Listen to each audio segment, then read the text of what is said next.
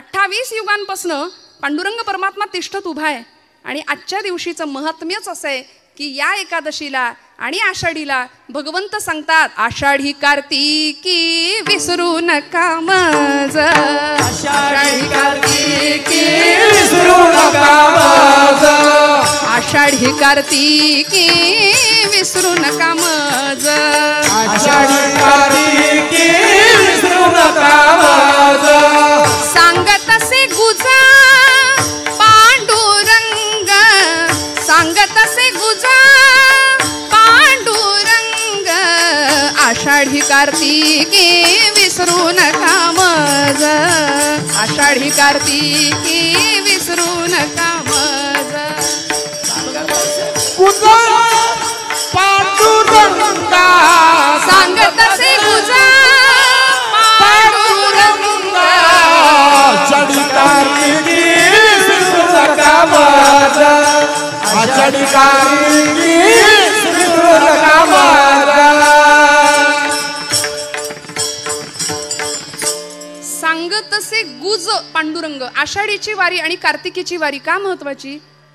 आपल्याला वाटतं म्हणून नाही जायचं, संतांनी सांगितलंय म्हणून जायचंच, पण खरं सांगू हे कोण म्हणतंय? पांडुरंग परमात्मा गुज सांगतो. कुणाला? नामदेव महाराजांना. आषाढी कार्तिकी विसरू नका मज, सांगत असे गुज पांडुरंग. गुज म्हणजे काय हो? गुज गोष्टी.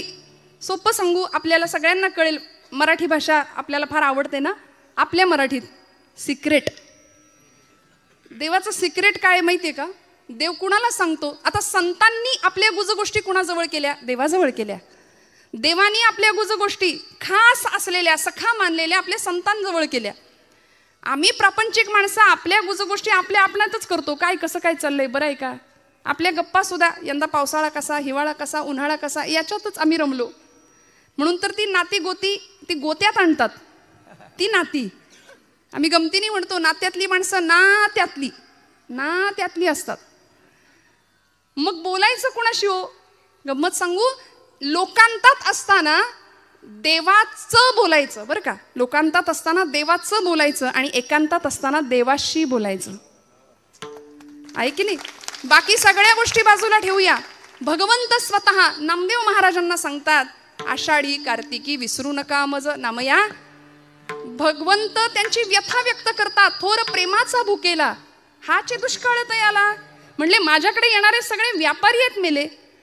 काहीतरी पाहिजे, हा देवा आमचं हे कर ते कर, आम्हाला हे दे ते दे, मग तुझं फलान करीन, अमुक करीन, तमुक करीन. सगळे व्यापारी. पण प्रेम भावनेनी माझ्याकडे येणारी माणसं खूप कमी आहे. तीही त्रिभुवनी नाही मज कोणी. हे भगवंत स्वतः सांगतात. सांगे चक्रपाणी नामयासी. भगवंत स्वतः नामदेव महाराजांना सांगतात. म्हणून तर सखा होता भगवंतांचा नामदेव महाराज. म्हणजे प्रेम भंडारी होते. प्रेमाच्या गोष्टी भगवंत नामदेवांशीच करायचे. नामयाचे प्रेम केशवची जाणे, केशवासी राहणे नामया पाशी. असं दोघांचं सुंदर नातं होतं. म्हणून भगवंत सांगतात, कुणालाही नाही, नामदेव महाराजांना सांगतात की मला विसरू नका. एकादशी का करायची? उपवास आपण शब्द वापरतो, आपण म्हणतो उपास. खरं तर भगवंताच्या उप म्हणजे जवळ राहायला मिळणं आणि वास म्हणजे वस्ती करायला मिळणं, म्हणजे उपवास. आम्ही उपवासाला आपल्याकडे म्हणच आहे एकादशी आणि दुप्पट खाशी, नाही का? म्हणून तर उपवासाला आमच्या पुण्यामध्ये उपवासाचे 108 पदार्थ मिळतात. ते पुस्तक मिळतं रेसिपीचं. उपासाची कचोरी आहे, उपासाचा डोसा आहे, उपासाचा वडा आहे, उपासाची भजी आहे, उपासाचा अजून काय भाकरी आहे, ढोकळा आहे. बघा कसे उत्तर.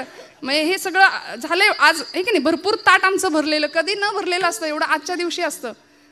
पुण्याजवळ कोडीत नावाचं गाव आहे. त्या गावचे महाराष्ट्राचे प्रसिद्ध साहित्यिक आचार्य अत्रे, प्रल्हाद केशव अत्रे, त्यांनी खूप सुंदर विडंबन केलं. ते म्हणाले, गुरुजी खूप सुंदर गातात बरं का. उपास मज लागला सखे ग बाई, उपास मज लागला. आहे ना सगळ्यांचा उपास? उपवास आहे ना. फराळ शब्दच असा आहे की म्हणताना तोंड गरगरीत होते आमचं. हंगामानुसार फळफळावळ असतेच. बरं, उपास म्हटलं की ते सगळं आम्हाला लागतं त्या दिवशी. म्हणजे भगर असू दे, साबुदाण्याची खिचडी असू दे, शेंगदाण्याची आमटी. हा प्रकार असा आहे की कितीही होता भगरीत तो खपतो. आणि इतकं सगळं, म्हणजे किती वाट्या संपल्या त्याचं काही भान राहत नाही. सगळं कॉन्क्रीट जॅम होतं एकदम आजच्या दिवशी, होतं की नाही? आणि एवढं करून चेहरा असा असतो, उपास आहे, काही गिळलंच नाही जणू. उपास मज लागला सखे ग बाई, उपास मज लागला. उकडले बटाटे 6 एकटीसाठी, मोजिल्या खारका 10. किस नुसता केला पहा सखे ग बाई, उपास मज लागला. उपास मज लागला सखे ग बाई, उपास मज लागला. दिवसभर सगळं झाल्यानंतर शेवटी हा उपास मज भोवला. जीव कासा विष झाला, नाहीच जमलं शेवटी. आणि मग दही भात मधुर चोपला सखे ग बाई, उपास मज लागला. त्यामुळे असा उपास काहीच कामाचा नाही. भगवंत हट्ट नाही करत हे सगळं माझ्यासाठी करा म्हणून. अहो, ज्या संसारामध्ये आम्ही स्वतः बांधले गेलोय तिथे भगवंत आम्हाला आठवत नाही. देवानी नाही आम्हाला बांधलं, सद्गुरूंनी नाही आम्हाला बांधलं, आम्ही स्वतःला बांधून घेतलं. सद्गुरू आणि भगवंत आम्हाला सोडवायला आलेत खरं तर. त्यामुळे इथे येऊन भक्तीच्या प्रांतामध्ये भगवंत बाजूला राहतो, प्रपंचामध्ये भगवंत कधी येतच नाही आमच्या. अत्यंत आवडीने प्रपंच करतो. आणि मग असं करता करता करता जे काही मागणी याचना आम्ही करतो ना, ती फक्त प्रपंचिकच असते आमची. काय मागायचं? नामदेव महाराज इतकं आगळं वेगळं सुंदर विलक्षण मागणं मागतात. प्रश्न असा आहे, 2 प्रश्नांची उकल करून मी पुढे जाणार. संतश्रेष्ठ नामदेव महाराजांनी भगवंताकडे मागणं मागितलं. नामदेवांनीच काय, अनेक संतांनी मागितलं. तुकोबांनी मागितलं, ज्ञानोबरायांनी मागितलं.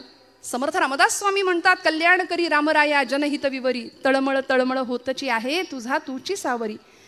माऊलींचं पसायदान प्रसिद्ध आहे. विश्वाचे आर्त माझ्या मनी प्रकाशले असं म्हणणारे ज्ञानोबराय जगाच्या कल्याणाकरता विश्वात्मक भगवंताकडे पसायदान मागतात. जे खळांची व्यंकटी सांडो, तया सत्कर्मी रती वाढो, भूता परस्परे पडो मैत्र जीवांचे. खळांची व्यंकटी सांडू दे, दुष्टांचा दुष्टपणा नष्ट होऊ दे म्हणाले. इतकं उदात्त. जगाच्या पाठीवर इतकं ताकदीचं मागणं कुणीच नाही मागितलं. मागणारा तितक्या ताकदीचा, देणारा सुद्धा तेवढ्याच ताकदीचा आहे. ज्ञानोबांचं मागणं आम्हाला सगळ्यांना माहिती आहे. ज्यांचा अभंग आपण निरूपणाला घेतलाय त्या नामदेव रायांचं पसायदान प्रसिद्ध आहे. आकल्पायुष्य भावे तया कुळा, माझी या सकळा हरिचिया दासा. हे नामदेवांचं मागणं प्रसिद्ध आहे. प्रश्न असा आहे, संत का मागतात? जर संत आहेत तर ते मागतात का? मागायची गरज का पडते? कारण भगवद्गीतेच्या 12व्या अध्यायामध्ये भगवंताला मला प्रिय भक्त कोण आहे याचं उत्तर भगवंत सांगतात ना. अनपेक्ष शुचिर दक्ष उदासीनो गतव्यथा सर्वारंभ परित्यागी यो मद्भक्ता समे प्रिय. अनपेक्ष, ज्याची कुठलीच अपेक्षा नाही. आणि भक्तीचं सगळ्यात मोठं लक्षण आहे निष्काम, काहीच नको. सध्या मिशनपेक्षा कमिशनला जास्त महत्व आहे. निष्कामता भक्तीमध्ये नाही ना. त्यामुळे अशी निष्कामता ज्याच्याकडे आहे तो भक्त मला प्रिय आहे असं जर भगवंत म्हणतात तर संतांनी का मागितलं? त्याचं कारण मला असं पहिलं वाटतं की देवच मागे लागला माग माग म्हणून. अहो, देवच मागे लागले, काहीतरी मागा काहीतरी मागा. भानुदासांच्या मागे भगवंत लागले होते, महाराज काहीतरी मागा. पण भक्तीतलं सामर्थ्य भानुदास महाराजांचं असं होतं, ज्याला आपण ॲटिट्यूड म्हणूया नाही का, असं सुंदर कॉन्फिडन्स होता. म्हणाले, देवा मला काहीच नको, तुलाच काही हवं असलं तर तू माझ्याकडे घे मागून, तुला काही हवं असेल तर मागून घे. आणि भगवंत तिथे याचकाच्या भूमिकेमध्ये राहतात आणि आपल्या भक्ताला म्हणतात की मला तुमच्या कुळात अवतार घ्यायला, जन्म घ्यायला परवानगी द्या. मग भानुदासाचे कुळी महाविष्णूचा अवतार एकनाथ बाबा जन्म घेतात त्या कुळामध्ये. त्यामुळे कायिक नियम, वाचिक नियम आणि मानसिक नियम सांगत असताना संतश्रेष्ठ श्री नामदेवराय महाराज पांडुरंग परमात्मा ज्यावेळी विचारतो, नामदेवा काहीतरी मागा काहीतरी मागा, नामदेव महाराज पहिला नियम सांगतात भगवंतांना अभंगाच्या प्रथम चरणात. देह जावो अथवारा हो, देह जावो अथवारा हो, देह जावो अथवारा हो, देह जावो अथवारा हो.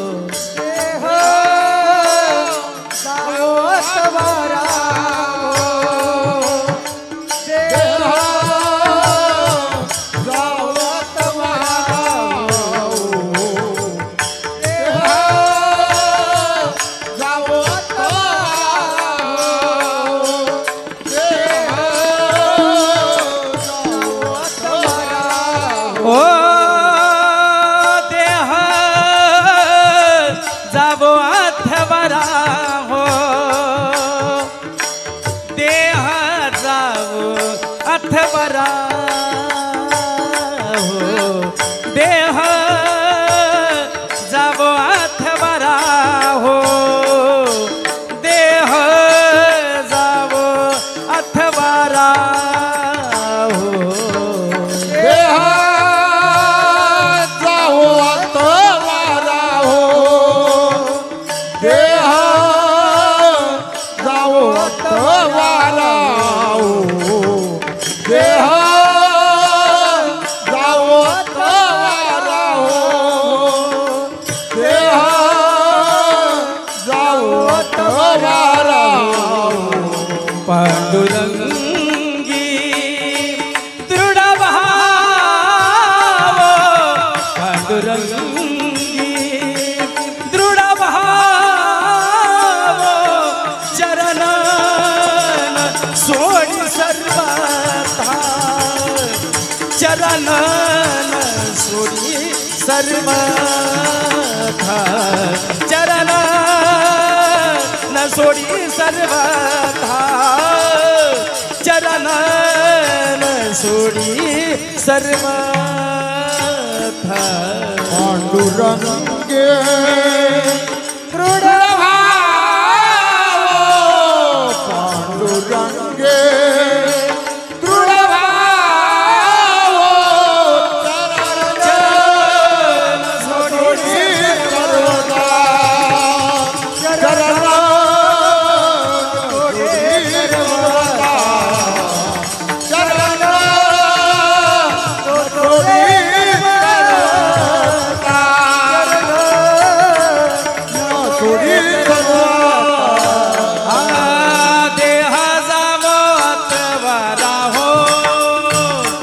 देह जावो अथवारा हो देह जावो अथवारा हो देह जावो अथवारा हो देह जावो अथवारा हो देह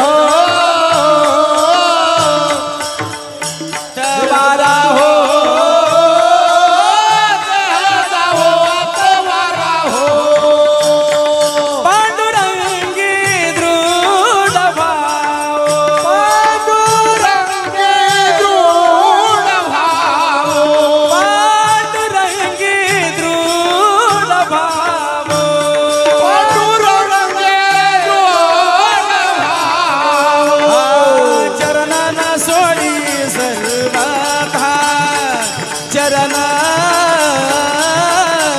न सोडी सर्वथा चरण न सोडी सर्वथा चरण सोडी सर्व चरण सोडी सर्व चरण सोडी सर्व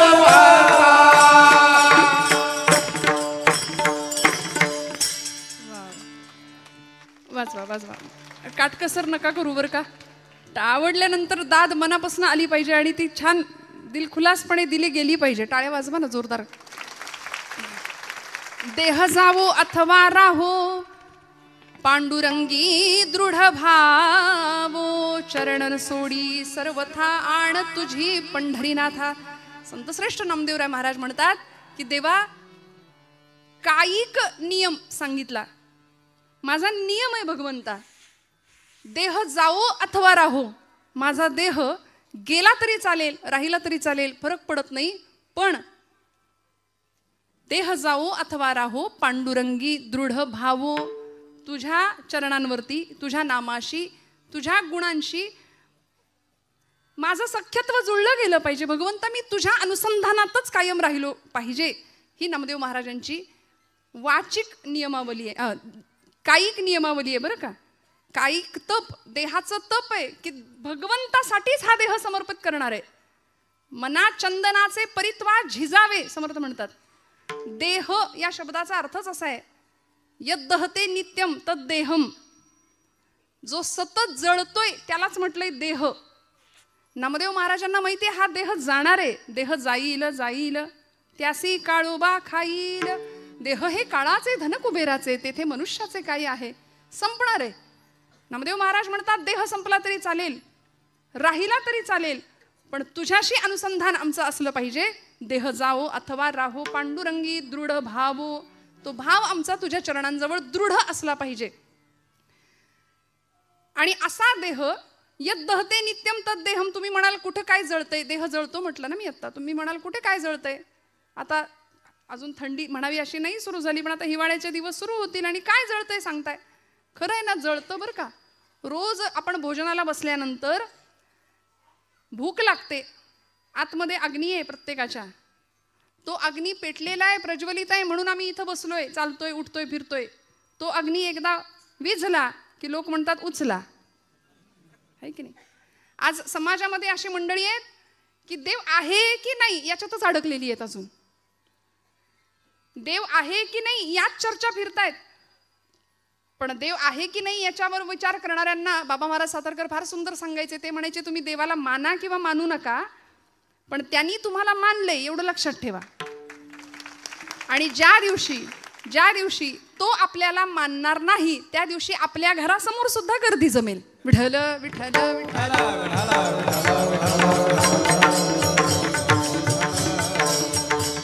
त्यामुळे या देहामध्ये एक अग्नी आहे. डॉक्टरी शास्त्र त्याला जठर अग्नी म्हणतंय. भगवंत म्हणतात अहम वैश्वानरो भूत्वाम प्राणिनां देहमाश्रिताः. तो वैश्वानर अग्नी आहे. त्या अग्नीला आम्ही अन्नाची आहुती देतो. देहाचं भोजन काय आहे, अन्न हे देहाचं भोजन आहे, पण आत्म्याचं भोजन हे भजन आहे बरं का. भजन हे आत्म्याचं भोजन आहे. त्यामुळे देहाला आहुती आहे अन्नाची, मनाचं काय, आत्म्याचं काय, त्याला भजनाशिवाय पर्याय नाही. मग या देहाला अन्नाची आहुती आम्ही घालतो कुठपर्यंत, आतला अग्नी प्रज्वलित आहे तोपर्यंत. एकदा आतला अग्नी विझला की मग बाहेरचा अग्नी असतो. त्यामुळं बाहेरून पेटवण्याआधी, प्रज्वलित अग्नी करण्याआधी संत म्हणतात आतला अग्नी प्रज्वलित करूया. कुठला अग्नी, देहबुद्धीचा अग्नी. मी म्हणजेच देह आहे, ही जी धारणा आम्ही केली आहे ना आमच्या बुद्धीनी, तो मी म्हणजे देह नाही आहे. या देहामध्ये असणारा मी कुणीतरी वेगळा आहे याची जाणीव करून घेणं आणि भगवंताशी तादात्म्य पावणं. तुकोबराय म्हणतात देह नवे मी हे सरे, उरला उरे विठ्ठल. स्वामी स्वरूपानंद नावाचे संत आहेत पावसला कोकणामध्ये. ते म्हणतात मी माझे मावळो सर्व, तू तुझे उगवो आता. माझं पण अहंता ममता संपून जावी, देहाची आसक्ती संपून जावी आणि आतला प्रत्यय व्हावा. मग आनंद काय मिळणार आहे हो. तेथीचा आनंद ब्रह्मांडी न समाये, तेथीचा आनंद ब्रह्मांडी न समाये. उपमेशी काय देऊ सुखा,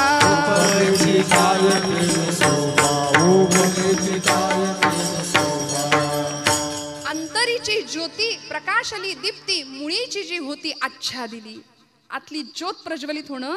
आणि एकदा का ती ज्योत प्रज्वलित झाली की मग सोहिरोबानाथ म्हणतात तेथे कैचे दिवस राती, तयाविण नेत्रपाती हलवू नको रे. आणि अशा अवस्थेमध्ये तो प्रकाश आत्मचैतन्याचा जागृत व्हावा. मग देह गेला तरी हरकत नाही. आणि खरंय झिजणं फार महत्वाचं आहे हो. शीर्यते यत शरीरम म्हटलंय, जे सतत झिजतंय त्यालाच तर शरीर म्हटलंय. 25व्या वर्षी जी देहाची अवस्था आहे ती 75व्या वर्षी नाही. नामदेव महाराज म्हणतात मी देहाची नश्वरता मानतो, मला माहिती आहे देवा देह गेला तरी चालेल, पण तुझं अनुसंधान सुटता कामा नये. पांडुरंगी दृढ भावो. काय अवस्था होती. आजचा जन्मदिवस आहे नामदेव महाराजांचा. भगवंतावर नितांत प्रेम करावं, भगवंताशी बोलावं, खेळावं, नवे वेळ आली तर भांडावं सुद्धा भगवंतासोबत.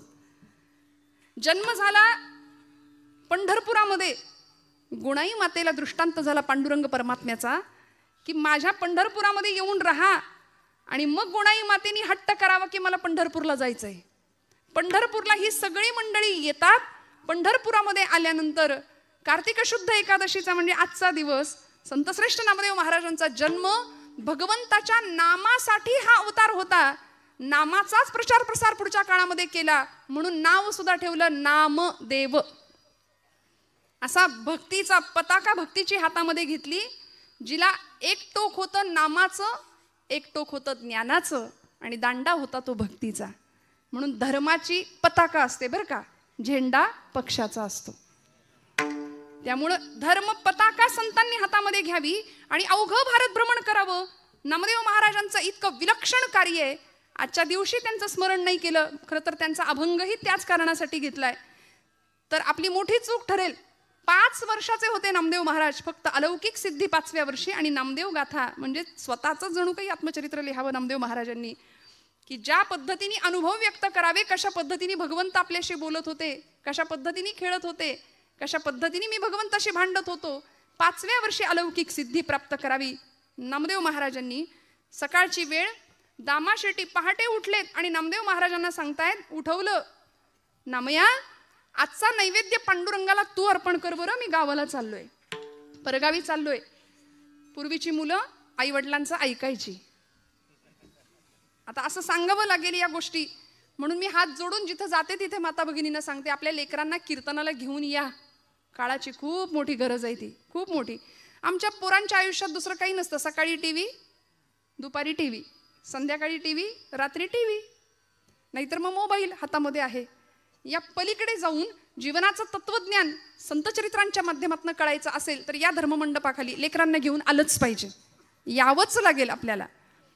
नामदेव महाराज कधी कळतील आम्हाला? 5 वर्षाचे होते नामदेव महाराज. आई वडिलांनी सांगितलं, नामय्या देवाला नैवेद्य अर्पण करायचंय तुला. ऐकलं. 5 वर्षाचे होते. आईच्या मागे पहाटे बसणं लागले, आई आई लवकर लवकर पांडुरंगाला भूक लागली असेल, त्याच्याही आधी मला भूक लागली आहे, लवकर जेवायला दे, लवकर नैवेद्याचं ताट तयार कर. गुणाई मातेने तयार केलं नैवेद्याचं सुंदर ताट आणि केळीच्या पानाने झाकून दुडू दुडू दुडू धावत राऊळामध्ये आलेत नामदेव महाराज. पांडुरंगाच्या समोर उभे राहिले, मंडल केलं, ताट ठेवलं, पाणी फिरवलं. करा सुरुवात म्हणले, आता करा सुरुवात देवा. तर एवढ्या अर्जवानी देव उठणार आहे का हो?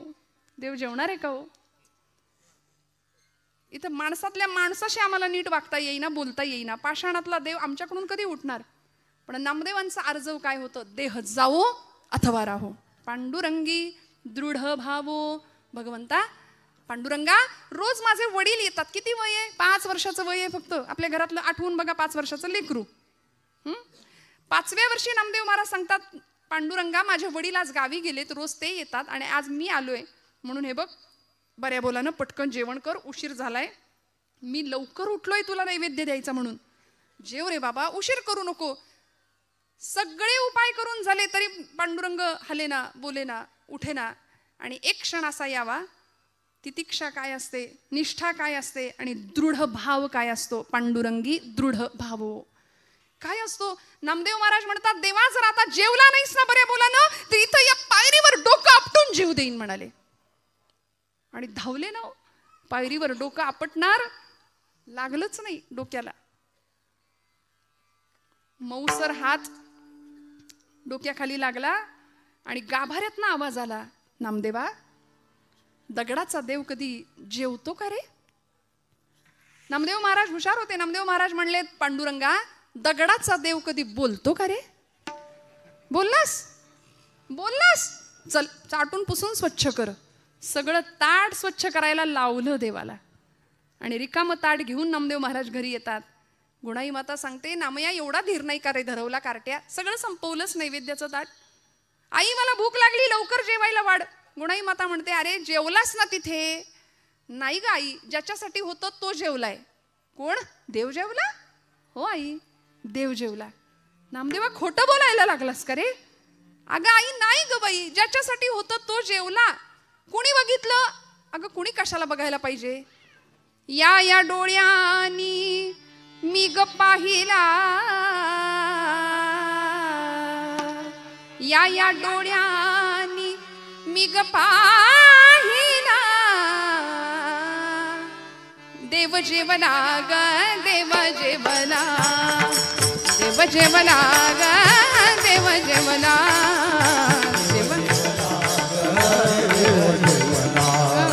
देव जेवला ग देव जेवला.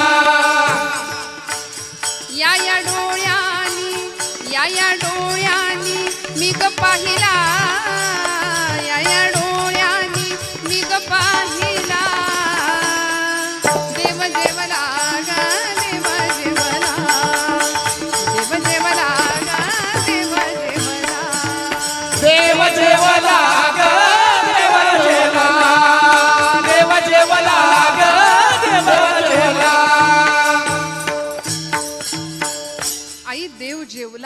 5व्या वर्षी भगवंतांनी यांच्याकडून जेवण करावं. आपल्याकडून जेवतात का? कधी कोणी जेवलंय बघा, आठवून बघा.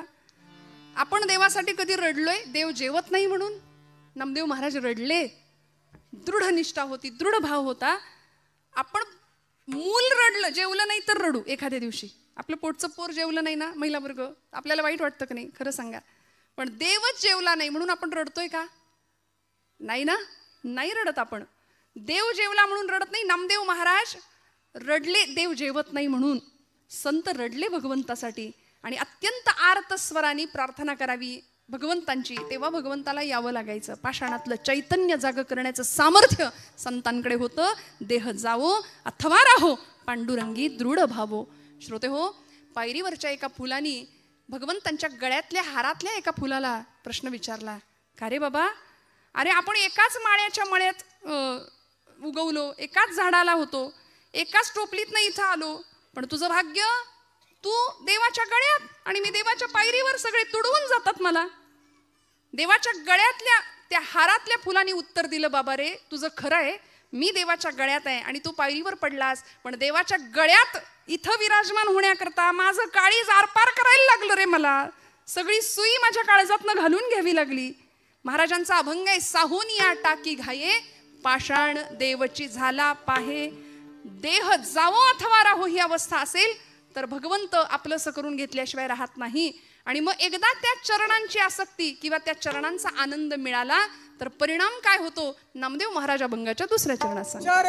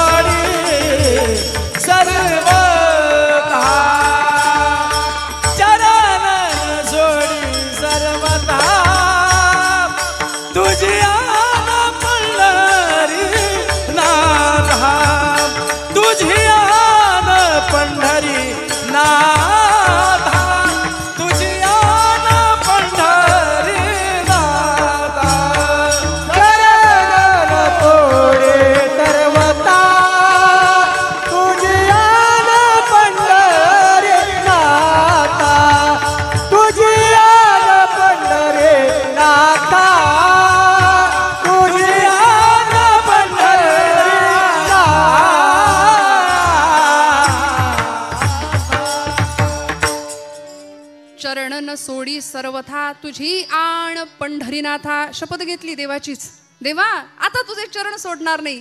आता तू गवसलास, तू प्राप्त झालास, आता तुला सोडणार नाही. जनी म्हणे बा विठ्ठला आता जीवेन सोडी तुला. ही जनाबाईंची पण अवस्था होती. काय आहे असं त्या चरणा सुखामध्ये? काय सांगू तुझ्या चरणीच्या सुखा, अनुभव ठाऊका नाही तुझं देवा. तुलाच माहिती नाही तुझ्या इथे काय आनंद आहे. का उभा राहिला देव विटेवर? भक्तांच्यासाठी तिष्ठत उभा राहिला.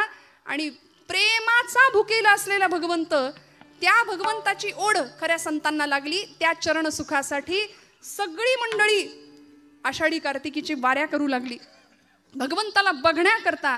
काय आहे असं त्या भगवंताच्या दर्शनामध्ये काय मिळालं?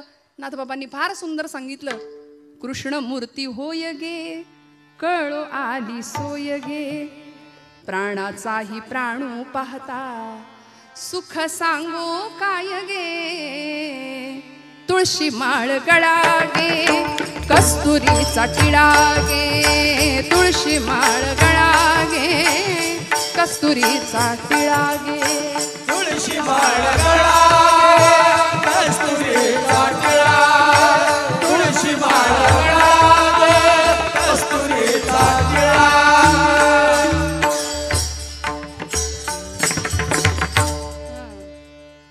तुळशी हार गळा गे, कस्तुरीचा टिळा गे, भक्त कृपेची माय गे, ओळखिली विठाई गे, एका जनार्दनी विटे, जोडी आले पाय गे, चरण न सोडी सर्वथा.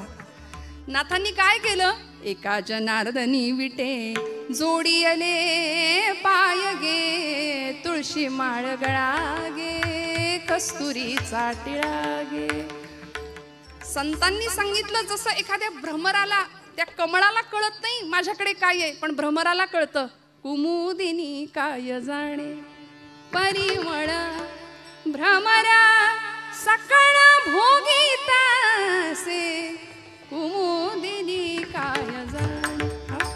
भगवंतांच्या चरण सुखामध्ये नेमकं काय आहे?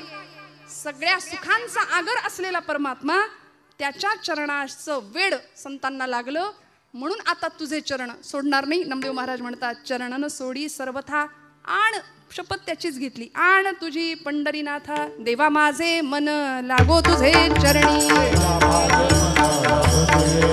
देवा माझे मन लागो तुझे चरणी, संसार व्यसनी पडो नेरी, संसार व्यसनी पडो नेरी, संसार व्यसनी पडो नेरी. नामस्मरण घडो संत समागम, वाऊगाची भ्रम नको देवा. नाथांचं मागणं आहे.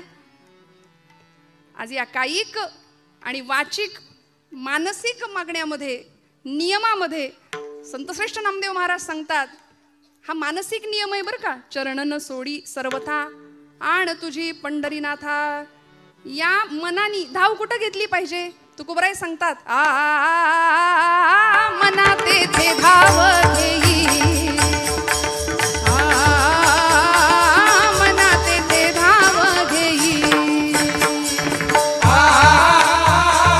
मना तेथे धाव घेई, मना तेथे धाव घेई, मना तेथे धाव घेई, राही विठोबाचे पायी, मना तेथे धाव घेई, राही विठोबाचे पायी.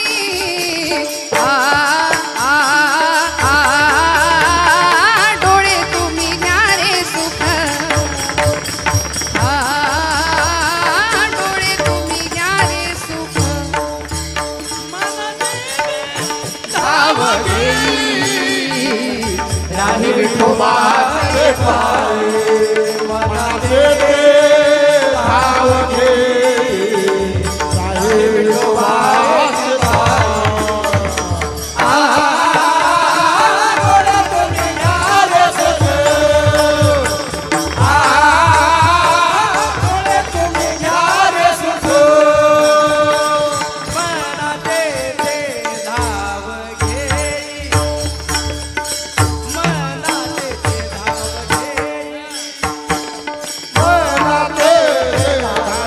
घेई, मना तेथे धाव घेई, मना तेथे धाव घेई,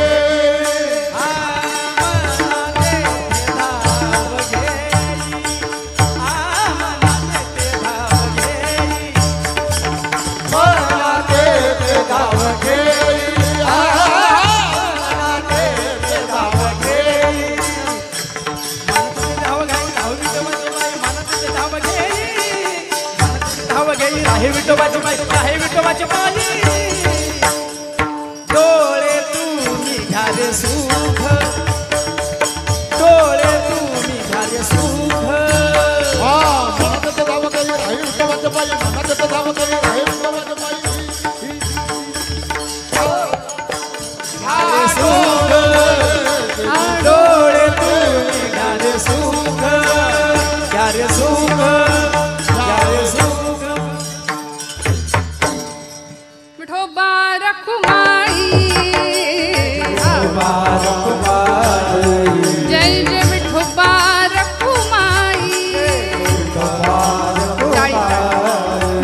बाळ